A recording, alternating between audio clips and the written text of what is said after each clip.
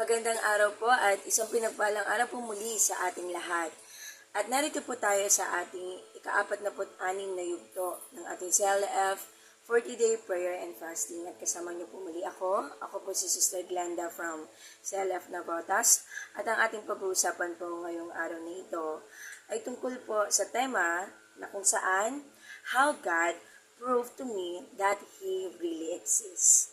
So yan po, bago po natin pag-usapan yan, tayo po muna ay manalangin. Ibigit po natin ang ating mga mata at hingin ang presensya ng Panginoon sa mga oras na ito.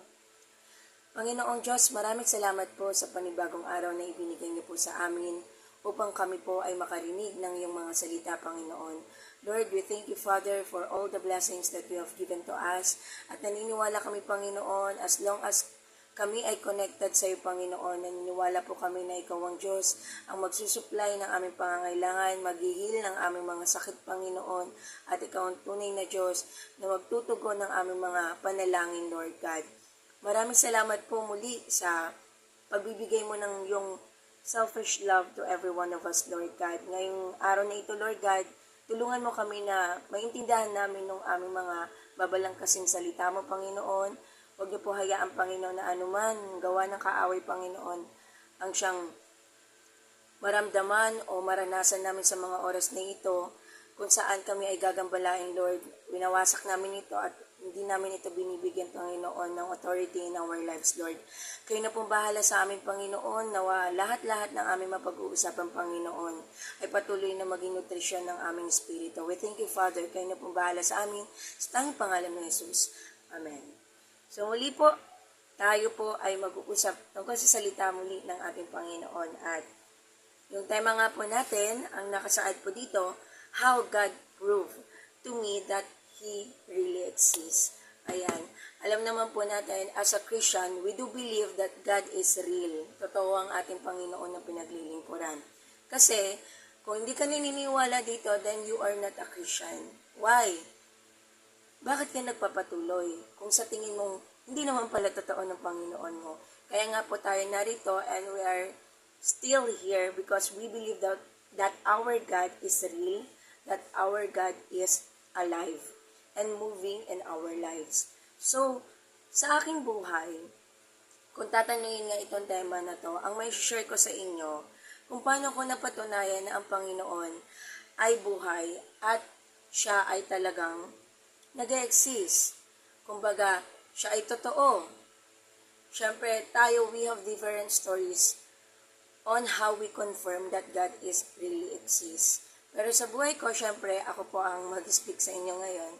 So, gusto ko i-share sa inyo, actually, sobrang daming pangyayari, sobrang daming situations, and up until now, nararanasan ko na ang Panginoong pinaglilingkuran ko ay tunay at totoo. At siya ay buhay. So, some of the situations na lang nung isi-share ko po sa inyo and verses na talagang pinangahawakan ko when it comes to really proving that God is existing in my life. Alam ko, hindi lang sa buhay ko, kundi every one of us, lalong-lalo na sa mga Krisyanong katulad natin.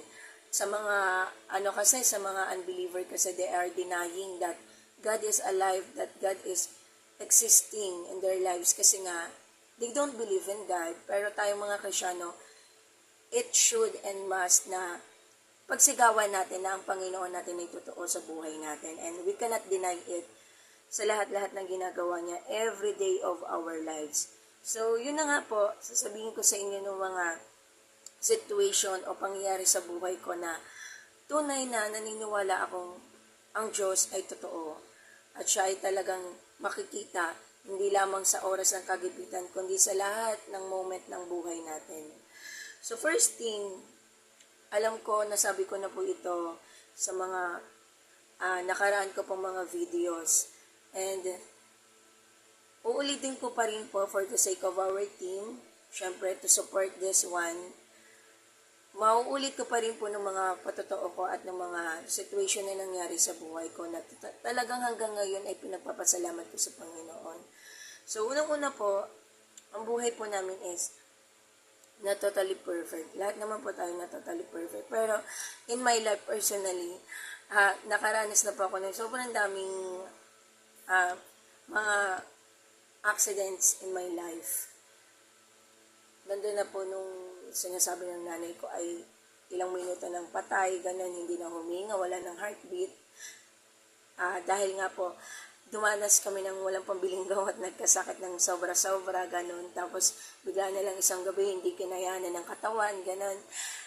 And then, sabi doon, nag-iyakan niya sa mga ganung bagay. Pero, I'm alive, I'm still alive and going 30 na po. So, imagine of that thing na, unang-una pa lang, alam mo talagang buhay ang Diyos. At may plano ang Diyos sa buhay ng bawat isa.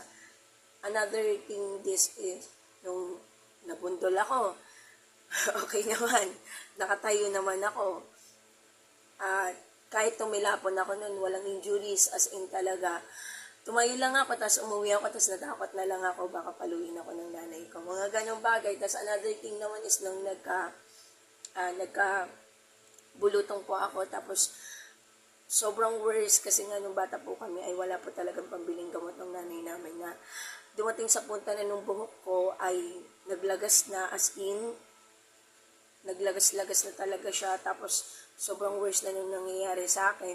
And then nakuha ko pa daw yun, lumabas, sabi ng mama ko. And then pumunta po ako dun sa probinsya po namin, mayroong pond, maliliit na butas-butas ba, tapos may mga isda-isda doon. So, as a bata, syempre, mahilig ka dun sa mga ganung bagay at naliligo din po kasi kami doon. And bata pa daw po ako noon, nalunod din daw po ako. Buti na lang may dumaan na mga malalaking tao. So, kung imaginein mo, sobrang careless ko dati at sobrang daming bagay na muntik na talagang kunin ako na nung buhay ko is mawala dito sa mundo. Pero God did not allow it. Hindi nga inalaw ng mga bagay na yun kasi nga meron pa siyang plano sa buhay kong ito. And by that, kung imaginein mo, as of your age today, ang dami na palang tinry na gawin nung kaaway sa buhay ko. Pero nandun ang Lord, the protection and guidance of our Lord, nandun sa buhay ko. So, doon pala mapapaisip ka, sige nga, sasabihin mo ba na wala ang Panginoon sa buhay mo? Kung naranasan mo yung mga bagay na yun sa buhay mong ito, di ba? Hindi pa po kasama doon nung times na nabalian ako ng buto, as in talagang nung buto ka talaga is nagbend talaga. Kaya ang ginawa ng nanay ko is hindi talaga po ako nakalakad for months noon. As in, sa pagkakatanda ko, kinder po ata ako noon. Tapos talagang tinatsaga ng nanay ko kasi nga po, kami magkakapatid, ito po kami magkakapatid, ay never pa po kami na-confine sa ospital. So, self-care. Nanay ko po nung doktor namin, siya po talagang nag-aalaga sa amin kasi nga po lumaki kami nung wala talagang pera, salat po talaga kami. And until now naman po, wala pa naman pong nasusugod sa amin, and we thank God for that. Talagang mapapatunay mga Panginoon ang patuloy na gumagabay at nagbibigay ng kagalingan sa amin kasi we're still alive and we have the strength para pagpatuloy ang buhay namin ito. So, yun nga po. Kaya po, until now, pag lumalamig, medyo masakit siya, pero nakakapaglakad naman po ako ng normal. Yun nga lang po, pag malamig talaga is masakit. So, and all things na nangyari sa akin, yung pa lang po nung naalala ko, what more pa nung mga naalala ng nanay ko, kasi siya nung kasama ko, in times na nagkakasakit ako or may nangyayari sa akin. So, yung pa lang, kung iisipin mo, kung wala ang Diyos, sino nagliligtas sa'yo, sino nagpaprotekta sa'yo, di ba? I'm not saying those situation na namatay agad or something na binawian ng buhay ay wala ang Diyos.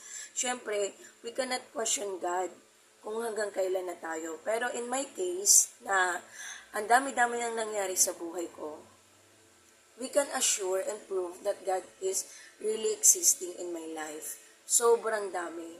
And as I grow up, marami pang situation ang naranasan ko na mapapatunayan ko talaga na ang Panginoon ay totoo sa buhay ko at totoong siya ay nagpaparamdam, nakikita in all of my life.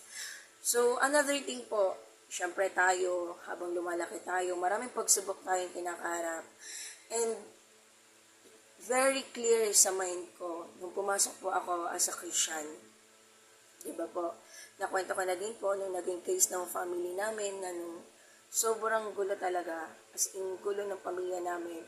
Doon pa ako nagsisimula talagang umattend muna sa church. Or ano pa lang po, parang on and off, hindi pa seryoso sa Panginoon. And that battle talaga is really made us strong sa aming pananampalataya. Yun nga po nung nangyari sa kuya ko na talagang naging turning point namin family to believe in God na totoo ang Panginoon. Nung nawala siya, tapos nakabalik. Parang prodigal son lang eh. Pero that's true. Nangyari po yan sa buhay namin. Another thing is, nung lumalakad na po ako sa Panginoon, maraming bagay akong pinagpipray and God never failed me. As in po, iniisip ko nga, kung paano pa nasasabi ng ibang tao na walang Panginoon sa buhay, walang Panginoon na nag-i-exist, kung sa lahat-lahat ng bagay na halos lahat ng ginagawa mo, ay makikita mo ang patunay na totoo ang Diyos. Diba? Dito pa lang, kayo po, naniniwala po ba kayo na pumutok lang no? May mga pumutok ka lang dyan sa outer space, tapos biglang nabuo na nung earth, nabuo na nung mga species. Diba hindi po, mas kapanipaniwala pa na there's someone who created everything. Diba? Imagine niyo lahat ng bagay na makikita ninyo orchestrate at saka organized by God. Imagine niyo nung fact na pag konting lihis lang ng mga planeta, ng araw, masusunog na ng mga katabi nitong planeta. Diba? Tapos sasabihin nila na may pumutok lang, Big Bang Theory, tapos naayos na, tapos may pumutok lang, na nagawa na ng lahat ng bagay. Diba? Kung ano-anuhin natin, kahit nga nung kay Charles Darwin, sasabihin nila na mula tayo sa unggoy na nag-evolve. Wow, ang ganda naman natin. Hindi ba? So, imagine niyo po yun. So, kung galing tayo sa unggoy, sino din gumawa sa unggoy? Alangan naman lumitaw lang ng unggoy, di ba? Hindi, that is a theory only. Theory lang, teorya. So, ibig sabihin, hindi pa napapatunayan. And we believe na nung pinaniniwalaan natin as God, as our Creator, proof na yan sa Bible, di ba? Walang makakapag-deny, debunk ng mga bagay na yan na hindi totoo ng Panginoon na pinaglilingkuran natin. And back to my experience in life, yun nga po, as I grow up, as I dream for something, I always choose to pray to God. Lagi kong pinagpipray ng mga bagay na nangyayari sa buhay ko. At lagi ko pong nagiging motto talaga sa buhay ko ng Matthew 6:33. As in po talaga, until now, ginagamit ko po yan. Sa lahat-lahat ng pinagpipray ko, lahat-lahat ng plano ko sa buhay ko, lagi ko po pinanghahawakan ng Matthew 6:33. Diba?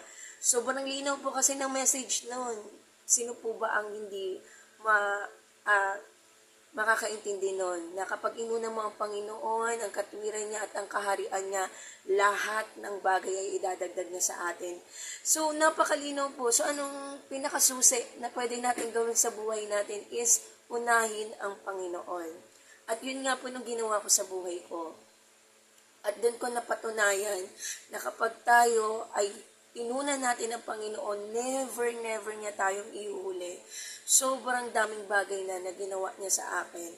Kaya nga po nung nakukwento ko sa inyo, like for example nga po nung aking pag-exam sa aking LAT exam for teachers, ayun po, ang ginawa ko lang kasi po, hindi naman po tayo matalino, hindi naman po tayo ganun kagaling sa lahat ng bagay.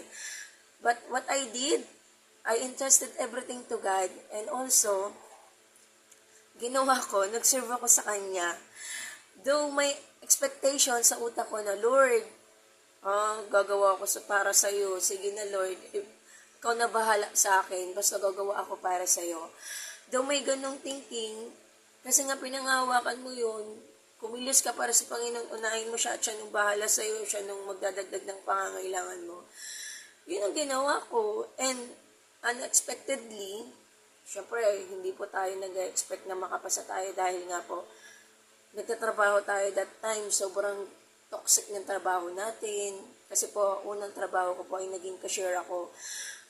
Ang aga ng pasok, uuwi ng late.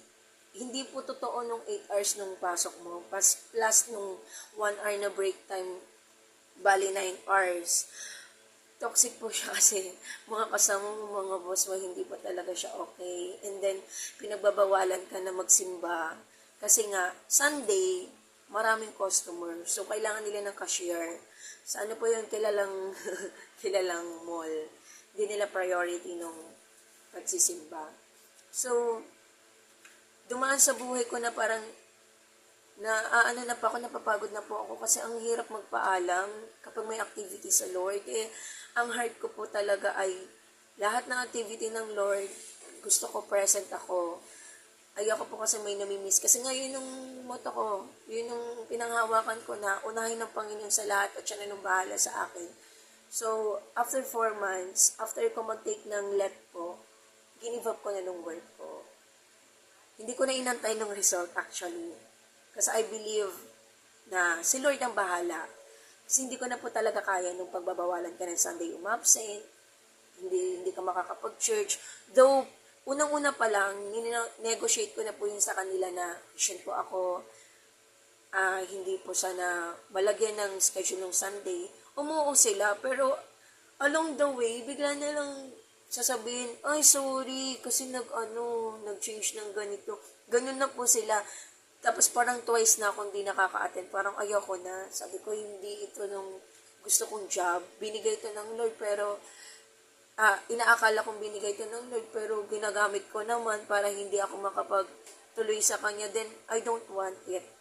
So, nag-resign ako kahit di ko pa po nakikita nung let ko. Hanggang sa dumating po nung punta na, dumating na nga po, nung result. And, hindi ko nga po inasahan kasi hindi po ako nag-review center, hindi rin po ako nagre-review kasi nga po dumarating ako ng bahay ng late na po talaga as in. Naranasan ko nga po yung birthday ko. Nakarating pa ako ng bahay 15 minutes na lang bago matapos ng birthday ko. Ganun po katagal kasi pagkatapos po ng duty mo, magbibilang-bilang ka pa ng pera, ayusin mo pa ng mga gamit. Mga ganun po, hindi po totally 9 hours ng duty mo doon. Sobrang dami pa pong gagawin. And then, ayun po, na-realize ko na hindi yun yung dream job ko, hindi yun yung gusto ko. Though, kailangan ko that time yun dahil nga po, kahit kakagraduate mo lang is naging breadwinner ka na dahil nga po, pinay-stop namin ng nanay namin kasi nung nanay po namin ay inatake na po ng stroke 3 times. So, sabi namin hindi na hinahayaan na magtrabaho pa to. Though bata pa siya that time, mga siguro nasa ano pa lang po siya yun. 40 plus, 40 to 43. Pero gamit na po kasi nung katawan niya. So, pinahito na po namin siya. Nung naiwan niya po responsibility, napunta na po sa akin. So, I need to earn money. Iniwan ko po yun kasi naniniwala ko hindi yung kalooban ng Lord kapag ito ay nakakasira na sa paglilingkod sa Kanya. Dumating yung result, first timer, yun nga po nakapasa ako. Doon pa lang napatunayan ko na kapag inuna mo ang Lord, hindi mo hinayaan na unahin ng ibang bagay na nakakapaghintaran sa Kanya. Si Lord ang bahalang magbabalik sa iyo. And then tuloy-tuloy na nga po, naka-employ na po ako, naging secretary. Ang dami ko na din po naging trabaho, naging secretary, naging sales lady pa rin po sa Sampabango. And then, I decided na try ko naman mag-teaching. Pinag-pray ko din po yun. And then, nung Pastor Kevin nga po, nung boyfriend ko po, hindi pa po kami nun, pero high school friend ko na po siya. Tapos nag-church po siya sa amin. Tapos nagpapapray ako sa kanya. And then sabi niya, makukuha ka, magtiwala ka din doon sa babaeng mag-guide sa'yo. Mga ganung bagay, di ba? So, na-foresee niya na, nakita niya na nung mangyari sa akin. And everything na sinabi niya is nangyari talaga sa buhay ko. Na ano nga po, na-hard ako.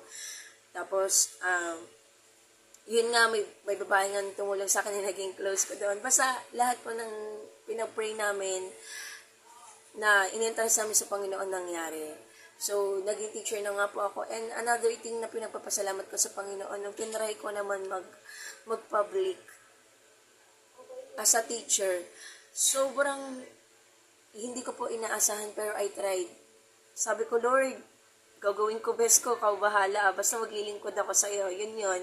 Lilingkod ako sa'yo, tapos gawin ko ng best ko, ikaw na bahala. So, dumating po sa punto na last minute na napasahan dahil nga po may trabaho ako, hindi ko maiwan. Thank God na lang din is nandun si Kevin, pwede authorization paper, mga ganon. So, nakukuha niya po ng mga kailangan ko kasi ayaw ko pong umabsent sa work. Even up to now, hindi po talaga ako umabsent sa work unless kung merong gawain sa simbahan na pinaka-importante talaga na need ko talagang nandun ako. And also, to my family, kapag kailangan po ako. And as of now, 5 years na po ako sa public. 4 times pa lang po akong uma-absent. So, yun ay dahil po may gawain sa simbahan at kailangan ako ng family ko. Pero the rest ng pagkakasakit, hindi ko po ugali na gano'n na uma-absent ako sa mga ganung bagay.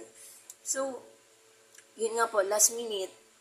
Tapos wala pa akong, ang baon ko lang po noon ay lakas ng loob. Tapos, experience ko. The rest, wala na po akong pinangahawakang mga trainings, mga major. Pero I thank God, nilagay niya pa rin ako sa medyo mataas na rank kumpara po doon sa mga nakasabayan ko. Ang motto ko lang din ay nung verse ko lang din po doon. At nung motto ko, I will do my best and God will do the rest. Tapos nung verse na pinangawakan ko talaga, Matthew 6:33. Gagawin ko talaga, Lord, gusto mo. Nagpakapagod po talaga ako nun sa church. Pero hindi ko po yung tinitake credit talaga na ako yun na dahil lahat-lahat, kumbaga, dahil sa effort ko nangyari sa buhay ko to, hindi po. Never. God's work. Nare-recognize ko po talaga na lahat-lahat ng nangyayari sa buhay ko up until now, na nakakayanan ko ng lahat ng pagsubok. Kasi nga po, di ba, alam naman po ninyo na as ate, ako po nung main source talaga ng family. Kasi ang both parent ko po ay hindi na nga po talaga nag-work. And 3 kami nag-work. And thank God kasi hindi nagkukulang ang Lord sa buhay namin. 3 kami nag-work pero syempre po, alam naman po natin yung gastos dito sa Manila, gastos din sa probinsya. Ang dami ko na-experience na talagang trials. Minsan napapaiyak na lang talaga ako. In my prayers, talaga napapaiyak na lang ako. Pero, lagi ko lang sinasabi, Lord, basta susunod ako sa iyo. Kasi pag ako to, hindi ko talaga kaya, Lord. Parang nakadepende na ako buong buhay ko sa Kanya. Kasi, parang hindi ko na kaya na kumilos ng ako lang. Kasi pag ako lang, feeling ko mag-fail ako. Feeling ko magiging worthless lahat ng pinaglalaban ko sa buhay. Pero as long as God is in your side, God is with you. Lahat-lahat ng magagandang bagay na plano sa inyong Panginoon, makikita mo na lang isa-isa, andyan na, nararanasan mo na. And wala po sa buhay ko or sa puso ko, or sinasabi ng vocabulary na i-give up ng pananampalataya ko. Sa dami-dami ba naman ang ginawa ng Panginoon sa buhay ko, hindi lang sa buhay ko po, pati sa family ko, nung pinangahawakan namin Acts 16:31, na unti-unting pinapakita ng Panginoon na ginaganap niya, basta magtiwala ka lang, manalig ka lang sa Kanya. Gaganapin niya lahat yon. Ang gagawin mo lang ay sumunod sa Kanya at manampalataya. So, as of now, yun po talaga nung tinatatak ko sa utak ko, sumunod. Manatili sa pananampalataya, sumunod, manatili sa pananampalataya. Hanggang ngayon, yun po nung ginagawa ko at patuloy kong itinatatak sa isip ko, and even to my siblings. Lagi kong sinasabi sa kanila, priority niyo ang Panginoon, kasi kapag priority niyo ang Panginoon, never masisira ang buhay ninyo. Never kayong mapapahiya. Kasi ang Panginoon na meron tayo ay buhay. Ang Panginoon na meron tayo ay totoo. Ang Panginoon na meron tayo ay hindi madamot. But of course, powerful. Di ba, kayang-kaya yung gawin lahat. Wala tayong maibabato sa Panginoon na naging hindi siya good sa atin, naging masamang Diyos siya sa atin. Never in our lives. Kaya nga po, marapat lamang na bilang isang tao, bilang isang Kristyano, marapat lang po na tayo ay maging matatag sa ating pananampalataya at huwag nating hayaan na kahit anong trials na dumating sa buhay natin, huwag nating hayaan na masira nung naging experience natin, naging situation natin, yung naging patotoo natin sa Panginoon. Kasi sayang nung moment na nararanasan mo nung init sa paglilingkod ng Panginoon, kung hinayaan mo na ng mga trials na yan ay gawin kang malamig sa paglilingkod sa Panginoon. So yun lang po nung gusto kong i-share sa inyo. Nawa po ay patuloy tayong manalig sa Panginoon, manampalataya sa Panginoon, humawak sa Kanya, unahin siya, gawin yung gusto niya, unahin siya, kasi naniniwala po tayo na when we do that, God is on our side, God is with us, and God will do the good things for us, and nung better plan niya sa atin ay magpapa sa atin po. So maraming salamat po sa pakikinig sa oras na ito, at patuloy po tayong manalangin sa Panginoon, atin pong ipikit ang ating mga mata. Patuloy rin po natin ipag-pray po ang mga nangyayari po sa ating paligid.